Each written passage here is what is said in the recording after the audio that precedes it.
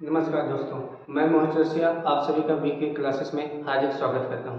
दोस्तों, आपको जैसा कि पता होगा कि पिछले वीडियो में हमने आपके विद्युत चैप्टर से आए हुए सभी न्यूमेरिकल को हमने सॉल्व किया था। आज के जो चैप्टर है ये खास आपके प्रतिरोधों के संयोजन से संबंधित होगा।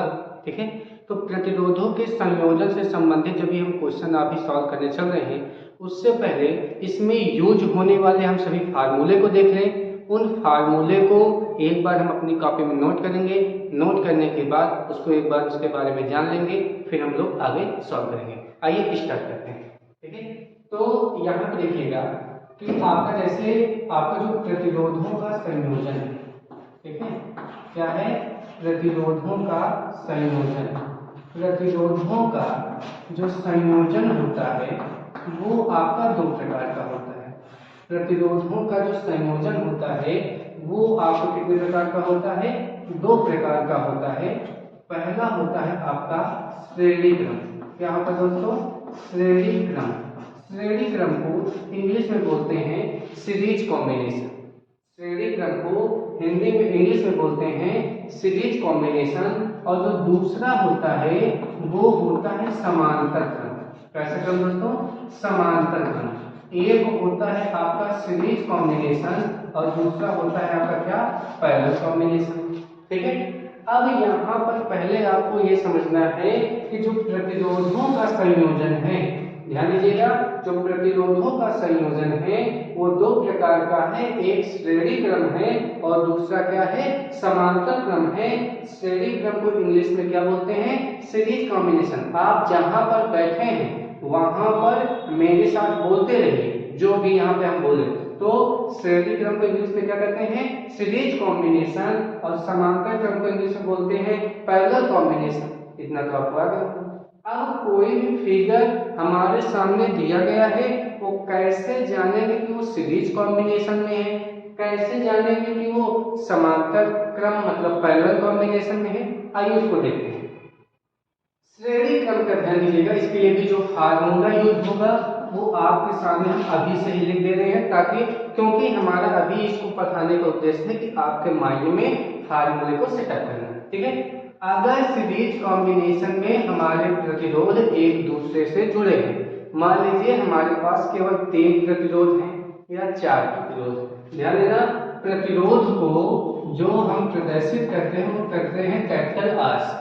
प्रतिरोध को किससे प्रदर्शित करते हैं? कैपिटल आर से।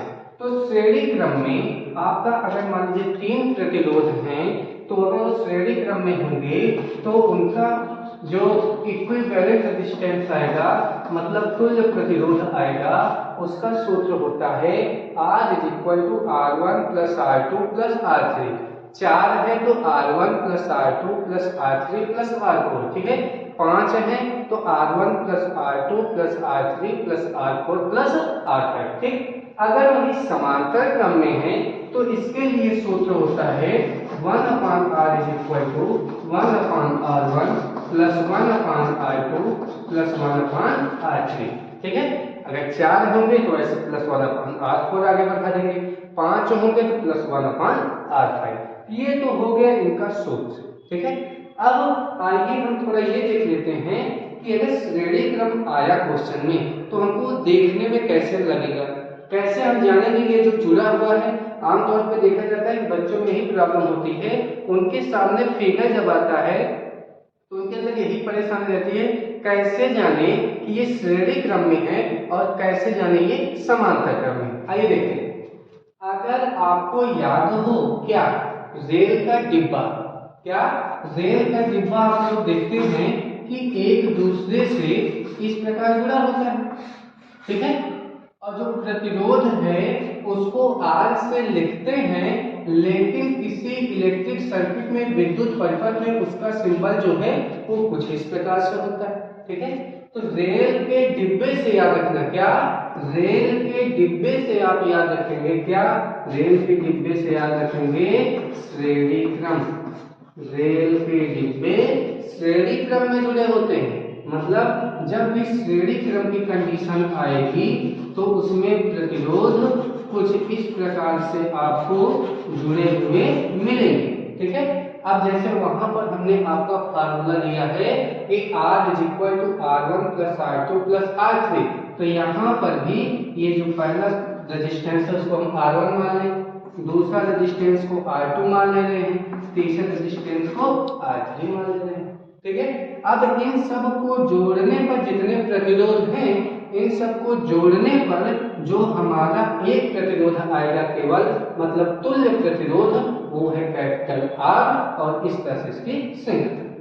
अब माइंड में यही देखिए, ये पॉइंट है A, ये पॉइंट है B, ये पॉइंट हमने मान लिया C, और ये पॉइंट क्या है आपका D। ठीक है, अगर श्रेणी क्रम में जुड़ा होगा, ध्यान देना दोस्तों, अगर प्रतिरोध श्रेणी क्रम में जुड़ा हुआ होगा तो उसमें एक बात का ध्यान देना कि दो बिंदुओं के बीच केवल एक प्रतिरोध लगा होगा। दो बिंदुओं के बीच केवल कितना? एक प्रतिरोध। यहाँ पे इन दो बिंदुओं के बीच एक प्रतिरोध, इन दो बिंदुओं के बीच एक प्रतिरोध। अगर एक बिंदु के बीच, मतलब दो बिंदु के बीच एक से अधिक प्रतिरोध जुड़ा तो वहां ज्यादातर चांस है कि वो आपका समांतर क्रम होगा। ठीक है, चलिए ये देखते हैं। अब ये क्या कहना, सर एक बिंदु A माना, एक बिंदु D माना, इसके अंदर तो तीन प्रतिरोध आ गए। तो पहले ध्यान से देखिए, उनके अंदर भी हमने बिंदुओं को दिखाया। ये हो गया हमारा श्रेणी क्रम। समांतर क्रम क्या है? जैसे ट्यूबवेल होती है, ट्यूबवेल के सामने आपका एक टैंक होता है। ठीक है, उस जब ट्यूबवेल से पानी गिरता है तो कहाँ गिरता है? टैंक में।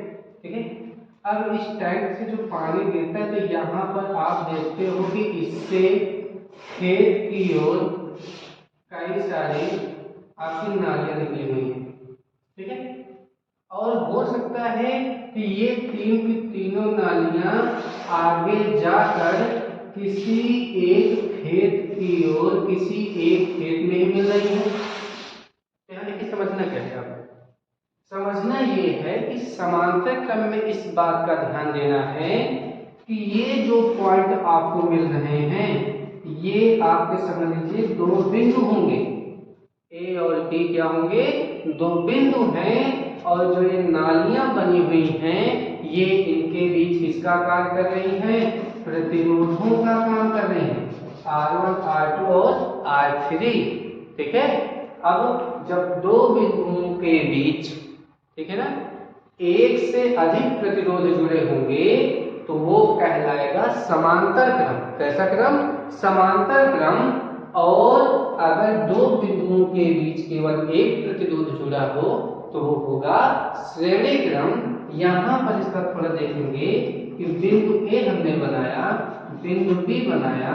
अब यहाँ पे ध्यान दीजिए, एक प्रतिरोध ये हो गया, एक प्रतिरोध ये हमने जोड़ दिया, और एक प्रतिरोध हमने कुछ इस प्रकार से जोड़ दिया। ये R1 मान लिया, ये R2 मान लिया, ये आपका R3 मान लिया। ठीक है, तो आप देख लो बिंदु कितने हैं? दो। बिंदु कितने हैं? दो, लेकिन प्रतिरोध उसमें ज्यादा है। ठीक है, अभी आप कहेंगे सर ये तो सिंपल वाला है, तो हमको पता है। आगे आइएगा, अभी जब न्यूमेरिकल हम लोग सॉल्व करेंगे तो वहां पर जितने टाइप के होते हैं, कोई भी टाइप छूटेगा नहीं। ठीक है, थोड़ा वीडियो लंबी रहेगी, थोड़ा ध्यान दीजिएगा इसको। ठीक है, इतना नोट कीजिए। आइए देखते हैं, ये हमारा जो पहला क्वेश्चन है, कह रहा है कि 5 ओम प्रतिरोध के तार के साथ कितने ओम का प्रतिरोधक तार समांतर क्रम में जोड़ा जाए कि इसका परिणामी प्रतिरोध 4 ओम हो जाए। तो ध्यान दीजिए, आपके पास एक प्रतिरोध दिया गया है जो कि कितने ओम का है? ध्यान दीजिए, कितने ओम का बोला है? 5 ओम। आपके 5 ओम का एक प्रतिरोध है जो दो बिंदुओं A व B के बीच में है। ठीक है, 5 ओम का एक प्रतिरोध है जो दो बिंदुओं A व B के बीच में है। कह रहा है कि कितने ओम का प्रतिरोधक का समांतर क्रम में, अभी अभी हमने आपको क्या बताया? समांतर क्रम में दो बिंदुओं के बीच ही तो हमको प्रतिरोधों को जोड़ना होता है। ठीक है, तो अगला वाला जो है ये हमको पता नहीं है। ठीक, और कह रहा है कि इस अब जब जोड़े तो जोड़ने में क्या हो जाएगा कि इसका परिणामी प्रतिरोध चाहे कहे चाहे तुल्य प्रतिरोध कहे, दोनों का क्या मतलब है कि 4 ओम हो जाए। ठीक है, तो ध्यान देना, पहला वाला जो प्रतिरोध दिया है R1 मान लेते हैं, R1 बराबर कितना ओम मान लिया 5 ओम, इसको हमने क्या मान लिया R1, और जो नहीं पता उसको हम मान लेते हैं क्या R2। तो R1 का मान 5 ओम है, R2 का मान निकालना है, और परिणामी प्रतिरोध जो R है वो कितना दिया है 4 ओम दिया है। कितना ओम दिया गया है 4 ओम। हमसे पूछा क्या है, हमसे पूछा है R2 का मान। समांतर क्रम में जुड़ा है, तो समांतर क्रम में जब प्रतिरोध जुड़े हैं तो उसका सूत्र होता है 1/R बराबर 1/R1 प्लस 1/R2। ठीक है, 1/R बराबर क्या हो जाएगा 1/R1 प्लस 1/R2। अब ध्यान दीजिए, R का मान कितना दिया है 4 ओम प्लस नहीं सॉरी 1/R1 का मान कितना दिया है 5 ओम प्लस 1/R2।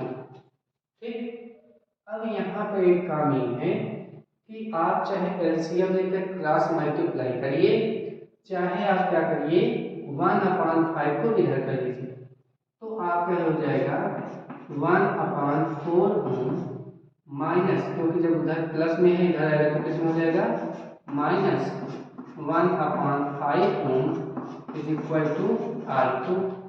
इसको हम जब सॉल्व करेंगे तो 1/R2 इज इक्वल टू 5 और 4 का एलसीएम आएगा 20 ओम, 4 से डिवाइड करेंगे तो यहाँ पर आ जाएगा 5 माइनस 5 से डिवाइड करेंगे तो यहाँ कितना आएगा 4। ठीक है, अब इसको अगर हम सॉल्व करेंगे दोस्तों, ओम को हम बाद में अपना यूज करते रहेंगे, तो 1/R2 is equal to 5 minus 4 कितना आया 1/20। ठीक है, तो क्रॉस मल्टी जब करेंगे तो आपका R2 इज इक्वल कितना रहेगा 20 ओम हो जाएगा। तो मतलब जो हमको निकालना है वो हमारा आंसर कितना जाएगा 20 ओम। नोट कीजिए। देखिए नेक्स्ट क्वेश्चन जो है कह रहा है कि निम्न परिपथ में 1.5 एम्पियर की धारा प्रवाहित हो रही है। ध्यान कीजिए, नंबर 1 प्रतिरोध R का मान, नंबर 2 A व B के बीच विभवांतर। देखिए आपका यहाँ पर A और B दो बिंदुओं के बीच आपके कितने प्रतिरोध जुड़े हैं 3 प्रतिरोध। आप फिगर देख के एक बात समझ में आ रहा है, क्या आ रहा होगा आपको कि यहाँ पर जो है क्या, यहाँ पर ये जो आपके प्रतिरोध जुड़े हुए हैं वो आपके कौन से क्रम में है, ये आपका है श्रेणी क्रम, क्योंकि शुरुआत में ही हमने आपको बताया था। इसमें आपके एक क्वेश्चन में थोड़ा सा यहाँ पे ग्राफ में धारा का मान दिया गया है, वो है धारा आपकी 1.5 एम्पियर की क्वेश्चन में बोला है। तो यहाँ पे हमने आपको दिखा दिया कि 1.5 एम्पियर की धारा इस पूरे परिपथ में प्रवाहित हो रही है। एक बात पे ध्यान देंगे कि श्रेणी क्रम में पूरे परिपथ में धारा का मान हर जगह समान रहता है, और समांतर क्रम में हर जगह विभव का, दो बिंदुओं के बीच विभव का मान समान होता है। फिर से ध्यान समझिएगा, श्रेणी क्रम में हर जगह धारा का मान समान होता है प्रत्येक प्रतिरोध में। ठीक है, और समांतर क्रम में दो बिंदुओं के बीच विभव का मान क्या होता है समान होता है। आइए आगे चलते हैं।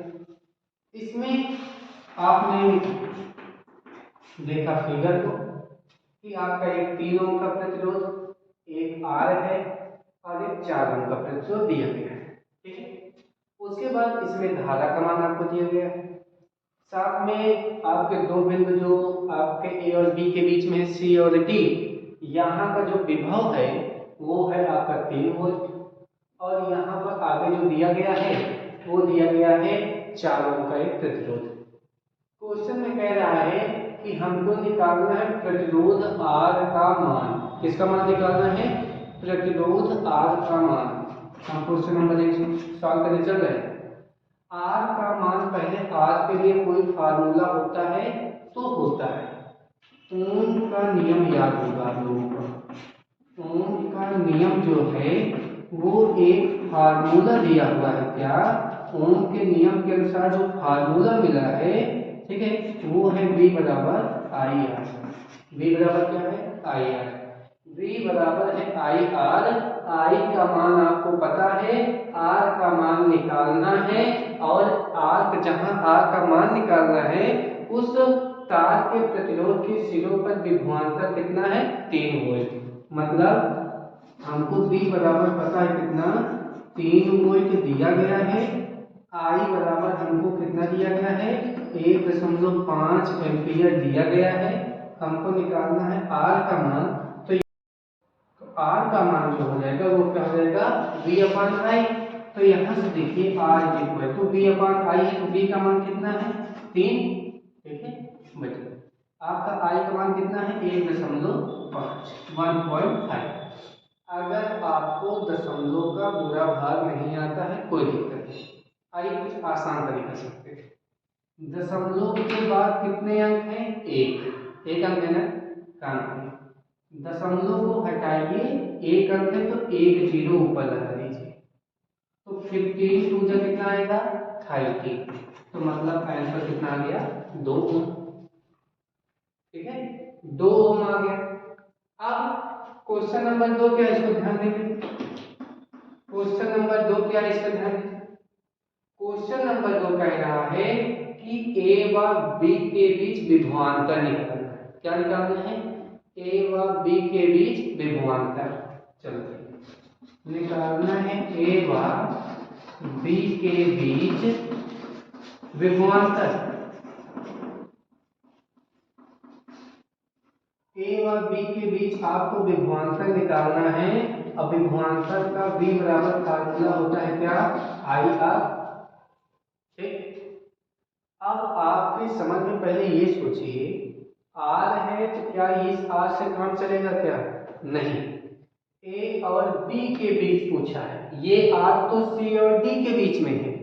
A और B के बीच में जो आपके प्रतिरोध लगे हुए हैं उनका पहले तुल्य प्रतिरोध निकालेंगे। मतलब क्या है कि जो 3 ओम है ये है R1, जो R का मान अभी आपने निकाला था 2 ओम, ये है R2। उसके बाद जो लास्ट में 4 ओम का है ये है आपका R3 बराबर कितना? 4 ओम। तो जब ये जुड़ेगा श्रेणी क्रम में तो R बराबर श्रेणी क्रम में सूत्र क्या होता है? फिर R1 plus R2 plus R3। तो इन सबको जोड़ेंगे, 3 ओम प्लस 2 ओम प्लस 4 ओम, टोटल कितना आएगा? ये 9 ओम। कितना आ गया? 9 ओम। इतने में कोई दिक्कत नहीं होनी चाहिए। चलिए ठीक है, R बराबर आ गया 9 ओम और हमको निकालना है V का मान। I बराबर क्वेश्चन में 1.5 एम्पियर दिया है। ध्यान देना। सर आप पहले बताइए कि प्रतिरोध को तो आप यहाँ R का मान निकाल बोले पूरे का निकालना है, तो ध्यान देना दोस्तों, धारा का मान पूरे परिपथ में अगर श्रेणी क्रम में जुड़ा है तो हर जगह समान रहेगा। तो यहां से आपका क्या हो जाएगा? I का मान 1.5 एम्पियर। तो V बराबर आई आर फार्मूले से I का मान 1.5 गुणे 9 कर देंगे तो आपका ये हो जाएगा 15 9 जा 135, आंसर आ जाएगा 13.5 वोल्ट। तो इस तरह से हम इस क्वेश्चन को सॉल्व करेंगे। देखिए जो नेक्स्ट क्वेश्चन है, कह रहा है कि निम्नलिखित चित्र में बिंदुओं A व C के बीच तुल्य प्रतिरोध ज्ञात कीजिए। आपका ये बिंदु A है, ये है बिंदु C। आपको A व C के बीच तुल्य प्रतिरोध ज्ञात करना है। तो ध्यान दीजिए, अब आपके सामने थोड़ा मिक्स हो गया ना। अभी तक हम लोग समांतर क्रम अलग पढ़े थे, श्रेणी क्रम के क्वेश्चन अलग लगाए। अब ये जो क्वेश्चन है देखिए यहाँ तक तो क्या दिख रहा है? समान श्रेणी क्रम, लेकिन ये वाला क्या है? समांतर क्रम। कैसे जाने? सर बी और सी के बीच में 3 प्रतिरोध लगे हैं और ये तीनों प्रतिरोध आपस में कौन से क्रम में है? समांतर क्रम में है। जब इस टाइप का क्वेश्चन आए उसके बाद तुल्य प्रतिरोध पूछे तो सबसे पहला आपका काम होता है क्या कि जो तुल्य प्रतिरोध होंगे, मतलब आपके जो समांतर क्रम वाले हैं, पहले उनको सॉल्व करिएगा। चलिए ये सॉल्व करते हैं। तो सबसे पहला हमारा उद्देश्य होगा बी और सी के बीच क्या निकालना? तुल्य प्रतिरोध निकालना। तो लिखेंगे बी व सी के बीच तुल्य प्रतिरोध। ठीक है दोस्तों, बी व सी के बीच क्या निकालने चल रहे हैं हम लोग? तुल्य प्रतिरोध। आइए सबको नाम देते हैं। इसका नाम हम मान लेते हैं R1 है, ये R2 है, ये R3। कोई दिक्कत? इसको हमने क्या माना? R1, ये क्या है? R2 और ये क्या है? R3। आइए, तो जब आपको समांतर क्रम में जुड़े हैं तो सूत्र क्या लगाएंगे? 1/r is equal to 1/r1 plus 1/r2 plus 1/r3। अब यहाँ ध्यान दीजिए क्या 1/r इक्वल R1 का मान देखिए कितना है? 2 ओम, तो लिखेंगे 1/2 ओम को बाद में, प्लस R2 का मान कितना है? 6, तो हो जाएगा 1/6। R3 का मान कितना दिया है? 6, तो 1/6। 1/r इक्वल एलसीएम कितना आया? 6 आया। 2 3 जा 6, 3 टाइम्स गया, 3 1 जा 3, 6 1 जा 6, 1 टाइम्स आया, 1 1 जा 1, प्लस 6 1 जा 6, 1 टाइम्स आया, 1 1 जा 1, तो 1/r is equal to solve करने पर 3 1 4 4 1 5 5 5 6। ध्यान देना ये 5 5 6 आपका तुल्य प्रतिरोध नहीं है, r की वैल्यू हमको चाहिए। ये तो 1/r की वैल्यू है, तो यहाँ पे इसको हम सॉल्व करेंगे तो r इज इक्वल टू, देखो r चला गया ऊपर और 1 चला गया कहाँ? नीचे, तो r इज इक्वल या r/1 इज इक्वल टू हम क्या कर सकते हैं? 6/5। देखो चाहे तो ये तरीका है अपने समझने के लिए कि r ऊपर चला गया तो ये भी पलट जाएगा, या फिर आप ये क्रॉस मल्टीप्लाई करने पर हमको ये मिलेगा। ठीक है, तो r is equal to value क्या है? 6/5। सॉल्व करेंगे तो 5 1 जा 5 बचेगा 1, 5 2 जा 10, तो यहाँ से आया कितना? 1.2। अब ध्यान दीजिए यही फिगर आपका कुछ कन्वर्ट हो जाएगा कुछ इस प्रकार से।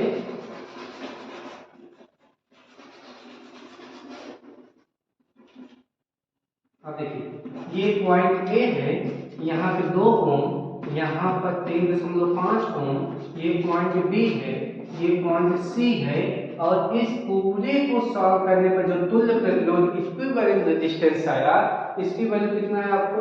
1.2 ओम आया। ठीक है, अब यहाँ से देखिए, यहाँ तक आपको समझ में आया? नहीं समझ में? एक बार फिर से देखिए, इस बी और सी के बीच जो ये 3 प्रतिरोध जुड़े हुए थे, इनको ऐड करके हमने इनका जब तुल्य प्रतिरोध निकाला तो आया 1.2 ओम। वही तो हमने किया। अब आपके लिए आसान है, ए और सी के बीच क्वेश्चन में पूछा है। अब ए और सी के बीच जब निकालेंगे सब कौन से क्रम में? श्रेणी क्रम में। तो लिखेंगे क्या? ए व सी के बीच तुल्य प्रतिरोध। ए व सी के बीच क्या निकालना है दोस्तों? तुल्य प्रतिरोध। इसको R1 मान लो, इसको R2 मान लो, इसको क्या मान लेते हैं? R3।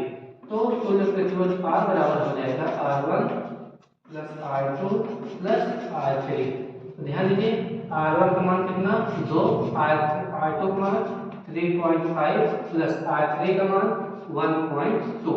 इन सब को अगर ऐड कर दो तो 3 2 5 5.5 प्लस आपका 5.5 में 1.2 ऐड करोगे तो 6.7, तो आपका आंसर जाएगा 6.7 ओम। अब यहाँ पे एक बात ये ध्यान दीजिएगा दोस्तों, एक बार आपको क्या कि इस टाइप के क्वेश्चन अभी हमको आगे भी लगाने हैं, लेकिन आज का ये जो क्वेश्चन है इसको आप लगाइएगा। जहां न समझ में करेक्ट एक बार जरूर कमेंट में आप लोग जरूर भेजिएगा। दोस्तों आपके इस वीडियो में आज के लिए बस इतना ही। नेक्स्ट वीडियो में हम आपको आगे ले चलेंगे। बोर्ड एग्जाम में आए हुए जितने भी हैं आपके प्रतिरोध से संबंधित क्वेश्चन, एक भी छूटने नहीं पाएगा। बस आप मन लगा के इसको करते रहिए। अगर आपको वीडियो पसंद आए तो लाइक जरूर कीजिएगा और अपने दोस्तों के पास शेयर करिएगा और उनसे सब्सक्राइब भी करने के लिए कहिएगा।